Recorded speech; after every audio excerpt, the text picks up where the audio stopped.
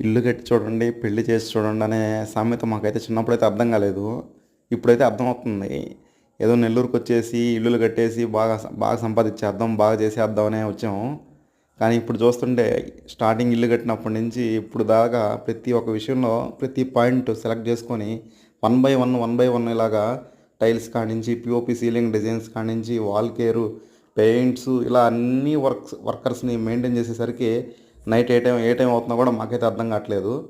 అసలు చూడండి ఎంత వర్క్ ఎంత ఇది అంటే ఇల్లు కట్టాలంటే అంత రిస్క్ అనమాట.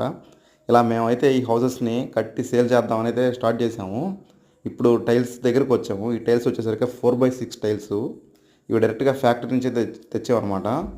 చాలా బాగా వచ్చాయి టైల్స్ లేయింగ్ అయితే, నీట్గా చేశారు వర్క్ అయితే మాకు. Tiles one by one complete చేసుకుంటూ వచ్చేసాము. ఫైనల్ స్టేజ్లో అయితే ఉన్నాయి ఈ హౌసెస్ అయితే కాకుపల్లి దగ్గర సేల్కి అయితే ఉన్నాయి.